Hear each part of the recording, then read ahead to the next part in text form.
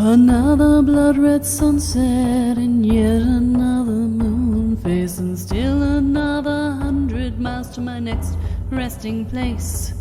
Driving down the road, eyes on the horizon. Within my car, I'm all alone, but feeling good and feeling strong, knowing that this path I'm on brings me to myself. I'm driving. Hey now all, I'm Joey C. Welcome back to another episode of Spirit Sherpa. This is the show that helps and encourages you on your journey to unlock your magic mojo. With me, as always, is the Spirit Doctor, Kelle Sparta. Hey, Kelly. Hey, Joey. How's it going? It's going well. Good. We are here to talk today about something that really the whole show is based on, which is transformation. But you wanted to bring it back to a place of the fact that we are a year and a half into Spirit Sherpa, and it's time to say, okay, what's going on with your transformation? Yeah. And you want to talk today about how to know if are we melting down or are we mid-transformation? What's going on? Yeah. We talked in the Spiritual Awakenings episode, I'm pretty sure, about people going, oh my God, I'm seeing things. Am I going nuts? Right? So Spiritual Awakenings could have been titled, Am I Going Nuts or Am I Having a Spiritual Awakening? But this one is sort of similar in that regard, except we're talking about transformation. In this particular instance, what I want to talk about are the different symptoms of transformation versus meltdown. Okay. And in order to do that, we have to talk a little bit about resistance. Have we talked about resistance yet? I don't think we have. I don't know that we have. How did I miss that? So we're going to talk a little bit about resistance too then, because we have to. The thing about resistance is that everybody has their own favorite form of resistance. And it just depends on who you are, but there are some common ones. Okay. In fact, one of the very first things we do in the Mastering Spiritual Evolution program is we give you a 15-page document explaining what all the resistances are. Well, not all of them, but the common ones, and how to overcome them. Okay. It's that important that it has to be really like the very first thing that you get, because the moment you start, you're going to hit it. And in fact, sometimes before you start, you hit it. Oh.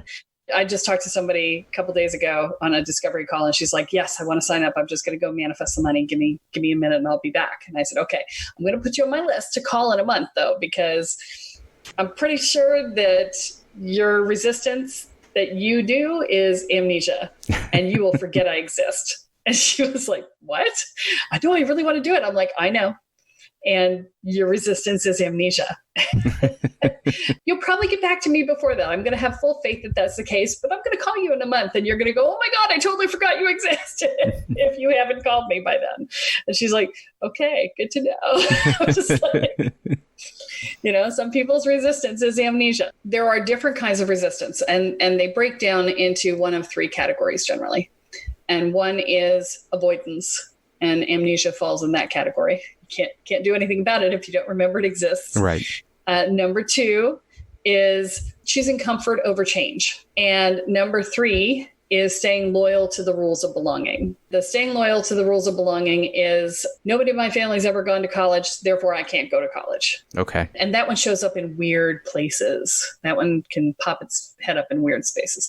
Most of the time, we're dealing with avoidance. Yeah. The other thing that shows up when you get deep into transformation is the ego throwing the brakes on in full defense against a shamanic death. Its job is to keep itself alive. Right. So it's like, no, you can't keep doing that. I will die. It's like, well, but I want you to die because you haven't served me. Right? Die, must be reborn. Right? So, you run up against the ego's resistance to death. And that can take any number of forms, including complete shutdown. Okay. And when I say complete shutdown, like depression, can't get out of bed, don't want to go anywhere, don't want to do anything, hate yourself, hate the world. If you were on a path of transformation and suddenly you are just depressed as crap, that is an ego resistance to death right there.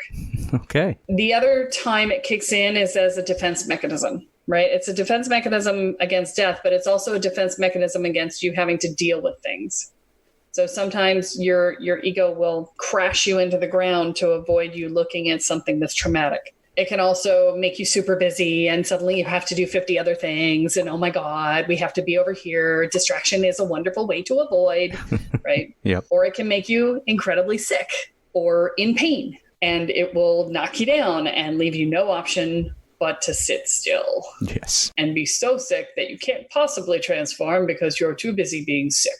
All of these things are classic avoidance resistances. Now, let me talk to you about the difference between that and a simple meltdown. Okay. And it can get a little complex. I'm going to make some gross generalizations and then I'm going to fine tune. Okay. The gross generalization is if you are feeling overwhelmed, overdone, falling down and melting down on the ground, and there's a lot of drama in your own head about it. Mm-hmm. Not like drama in the world, but drama in your head. Woe is me. Look at me. So sad me. Wah, wah, wah. I can't do this. I'm too weak. I'm too blah, blah. That's often just a meltdown. However, and this is an important however, if you take that drama out of the equation, if you refuse to engage the drama, if you refuse to go, woe is me, and I'm such a victim, and, look at me, I'm so sad here on the ground, which is oftentimes a manipulation of others trying to get them to pay attention to you. If you can take the drama out of it and just have it be where you are, it's like, oh, I'm overwhelmed, I don't know what to do. Because oftentimes the overwhelm is about, wee big, right? Yeah. But with the drama, we make it way big, right? It's like we go from wee to wah because we went, and we just added stuff that really had nothing to do with it, except that we just wanted to feel more overwhelmed so that we could shut down, so that we could melt down, so that we could get the attention we wanted, right? Okay. It's true. I know there are a lot of you out there shaking your heads going, I don't want to admit that that's true. I really don't, but it is. Yeah. And so if you can take the drama out, for one, you'll feel better. Right. If you stop piling shit on top of shit, right? And for two, you may actually discover that it is a resistance, and it's a resistance to something you weren't even aware that you were looking at. Okay. There's a yes and to it. All right. But that is the meltdown piece, right? Mm-hmm. Okay. So, the transformation piece, again, I'm just going to come back to the resistance because resistance is king with transformation. Yep. And I apologize for my sibilance. I'm noticing I'm sibilating. When we're doing transformation work, this is another piece I wanted to mention because I was talking to somebody about it the other day and it occurred to me, I just said it out loud and I was like, oh, yes, that's totally true.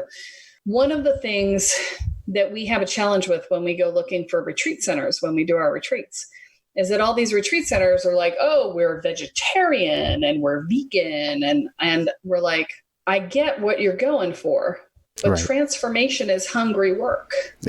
And we need meat, and not meat substitute or something that looks like meat. We need meat.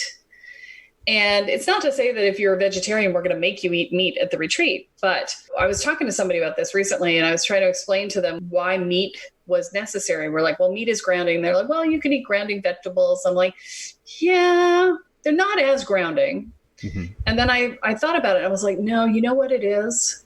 I know exactly what it is. When we're going through transformation, we are letting go of who we believed ourselves to be. And we are floating in the soup of not knowing who we are for a time. And it is very easy to get a little overdone or overwrought about not knowing who you are and just not knowing how to land and not knowing how to come back to knowing who you are and just all of this not knowing. And when we eat meat, what we're doing is the animal knew who it was. There was no question in the animal's mind who it was. And so when we eat meat, we are borrowing the animal's knowing of who they are to come back to ourselves. Okay. And so that's why we need meat at our transformational events. And I know it's sort of randomly thrown in here, but I just had to say it because I didn't want to forget. So high random tangent that's somewhat related, but not really. There you go. Okay. But when you're on a transformational path and you're doing transformational work, there are times when you are in a place where you really just don't know who you are anymore. Okay. And that's appropriate. I mean, you're trying to break down the ego, which is a personality made up of coping mechanisms. And you're trying to disidentify with that so that you can dig underneath it and find the you who really is you. It's not that you ever stopped being you. It's that you just layered a bunch of stuff on top of you. Okay. When you're doing that, it can be very threatening at times. Think about it. You have no idea who you are. Right. For a lot of us who come out of a challenged childhood background, we don't really know who we are anyway, though, if we're really honest with ourselves. There's that piece where we grew up being the adjunct to someone else, being the wish fulfillment for someone else. And we were the reflection of who they wanted us to be. That's how we were molded. Mm-hmm. It's more complex even for us because it's not just you aren't who you think you are. It's you never expected to be someone separate from someone else. So it's not just you're not who you think you are, but it's and you get to embrace a whole new state of being that requires you to take responsibility for absolutely everything in your life and what you've created and who you are and your path and your choices and everything else. And it's like, really? I don't wanna. Like, I don't wanna. I kind of wanna, but I don't wanna. But I kind of, but no. And so, I get it. I've been there. In some ways, it's very freeing, and in other ways, it's very terrifying. Kelly, it sounds like it's really, really difficult for somebody, especially in the midst of it, to be able to tell whether they're melting down or mid-transformation. They sound really similar. They are very similar. I'm trying to give you an example from my life of when I was very clearly in one versus the other. The year from hell. Okay. I was melting down for about a year, starting from 6 months into the year from hell until 6 months after the year from hell. Everybody has a different form of melting down. I have a friend of mine who is the world's best puddle on a floor meltdowner. I mean, she literally will just lay on the ground and moan in her meltdown. She is epic at her meltdowns. My version of meltdown is often very quiet. It looks a lot like me not melting down, except that I'm quieter. I'm more sensitive. Yeah. I will break into tears periodically, but not very often, but much more often than normal. And I am just in endurance. I'm putting one foot in front of the other and I'm not actually really engaging. Yeah. So that's my meltdown. It's a push through sort of meltdown place. I don't really have a lay down on the floor and meltdown place. Everybody has their own anywhere in between that. So is it important as you're going through this transformation work to start to identify what your meltdown place is so that you can recognize that? Well, part of transformational work is to really become aware of your own stuff in general. Yeah. So yes, knowing what is your meltdown place and what isn't, really important. Recognizing what is you when you're depressed versus not, because I also don't do depression in the typical fashion. Depression for me is sitting in front of the TV for hours and hours and hours and not having any idea what I watched. Yeah. I don't do the classic, I can't get out of bed thing. I run into the wall and, flip. Other people, classic can't get out of bed thing. Other people crying jags periodically that they can't control. Other people, different emotional outbursts because they're just overdone. Yeah. So, and you may have any, all, or some combination thereof. Okay. Or something entirely different. Yeah. But knowing your own patterns is important. Mm-hmm. Also knowing what your struggle points are is important when you're doing transformation work. So if you know you're stubborn, you should write that down somewhere. Yeah. And I seriously mean you should write it down somewhere, because when you're working with a coach or a friend who's pointing out to you that you're in a place where you're actually limiting your own growth by engaging your stubbornness and you're going, I'm not stubborn, then, you can open the thing and say, what are my points? And one of them says stubborn. And you're like, damn. Right? Okay. Maybe a little. Right. Okay. Maybe I'm a little stubborn.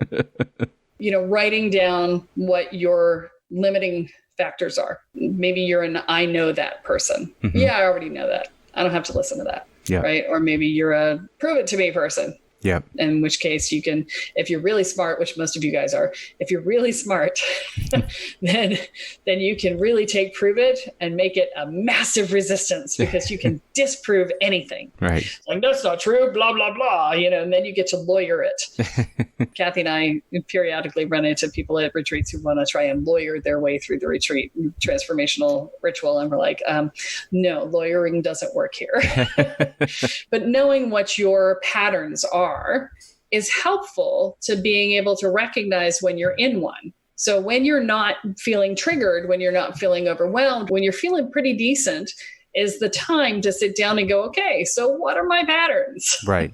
What do I go to when I feel threatened? Mm-hmm. What do I go to when I feel not good enough? What do I go to when I feel like somebody disapproves of me? Right. What do I go to when I think nobody loves me? What are my go-tos? What are the emotions? What are the behaviors that I go to?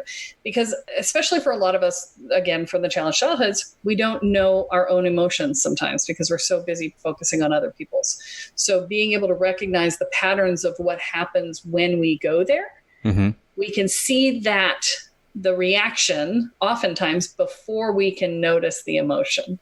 Okay. And so being able to identify what your patterns are and what it means is super helpful. And when you're deep in your shit in a transformational process, it's super helpful. Yeah. So there's another piece in transformation that no one really talks about until you walk up to somebody and say, I'm having some intestinal distress, or I'm throwing up and I don't know why. And we're like, oh yes, you're purging, right? If you're throwing up, we call it purging. If you are having it from the other end, it is called the shamanic shits. And it is literally your body clearing out all of the energy of what you had been holding on to. And it just purges, and then you're done. It's okay. But it happens. People experience it. And so if you're running up against something like that, know that it's normal. It's okay. And that's part of transformation, not necessarily melting down. Yeah, that's definitely transformation. Melting down will not give you that. Okay. Unless you happen to swallow a whole bunch of snot. But you might throw up on that. But unless you're in transformation, you're not going to hit that. All right. Let's try to put a bow on it here for folks. Been kind of all over the place in this. Yeah. No, in a good way. Kind of ping-ponging. I apologize. But I'm in a ping-pong mood. Yeah, so. That's all good. But let's try to put a bow on it here. So we're talking about recognizing the difference between melting down and being mid-transformation. You've given us a lot of information around how resistance plays a part in that, in both how it affects your transformation as well as how it drives you into melting down, and in some cases. What's one sort of major takeaway that you want the listeners at home to pull from this? I think the thing I want to focus on in this particular regard is that there's a tendency, especially when we come from the places we've come from, there's a tendency to lean into the victim mentality. Okay. When things start to go awry. Yep. What I would really encourage you to focus on is, instead of focusing on what you can't do, focus on what you can do. Okay. Because when we go into what we can't do, we hand over all of our power to everything around us. And we do our epic meltdown, and now we're powerless to fix it for ourselves. Right. Whereas if we say, what can we do, instead of, well, I can't do this or this or this. Okay, can't do those. What can I do? I can do this. And sometimes it means I can give myself a day and a half to wallow in my self-pity so that I can feel like I've been seen. Mm-hmm. And then I can get up, brush myself off, and move on. I'm going to ask something that just sort of dawned on me as we're talking about this. We've titled the episode, How to Know Whether You're Melting Down or Mid-Transformation. But what we've been talking about here and what you've told us, it seems to me that being mid-transformation in some cases might trigger the melting down. Oh, certainly. You're most certainly mid-transformation. It's just a matter of whether or not you're able to maintain the course and fight through, or whether you're going to allow that resistance or that melting down to stop you from progressing further. Yeah, that's actually really prescient of you. I was actually going to mention, I was talking to somebody the other day, and he's like, well, Is there a book I could start with or whatever? I'm like, yeah, you kind of really just need to do the thing. Right. I'm like, but I'm not going to be the person to tell you, you cannot walk this path on your own. You absolutely can stumble your way in the dark and figure it out on your own. I am living proof that it happens, right? Because that's how I did it. So I'm not at all going to be the person who says you can't do it that way.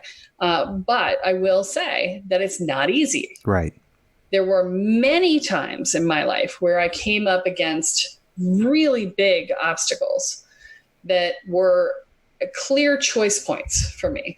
Like about 20 years ago, I hit a point where I said, if I keep going, I am going to put myself in a position that 90% of the dating population of men won't be able to meet me at my level. And I was single. Right. And that was a very big choice point for me. Yep. I had to choose in that moment. In my head, I thought I had to choose between being partnered or being further along my spiritual path, pursuing my spiritual path. And in that moment, I chose to pursue my spiritual path. I could just as easily have chosen the other one. Yep. I mean, it was a real thought provoker there for a while. Right. And, you know, it took me 16 years from that point to find a partner. 14 years to find my ultimate partner. I had a couple relationships along the way, but not a lot. Yep. So the thing that you have to recognize is that, one, there are things that are asked of you. I mean, the universe sent me on walkabout, for God's sake. It's like, here, give away everything you own, quit your job, and go to this festival, and we'll tell you what comes after that. Right. I'm just like, you want me to do what? So yeah, you know, sometimes the universe does that shit. And then, you know, sometimes you do it to yourself, with me thinking that I had to choose. Right. Because my rational brain said, I have to choose, right? Because rationally it made sense. Yep. And so, you know, we get in our own way in a lot of places, and the universe challenges us in a lot of places. You know, it's just a matter of how committed to your path are you? Because if you're not committed enough, you're not going to get there. And you're certainly not going to get there by yourself. You can get there with help, with far less commitment than you can get there without help. Okay. Because you've got somebody who will notice you sort of wandering off the reservation there.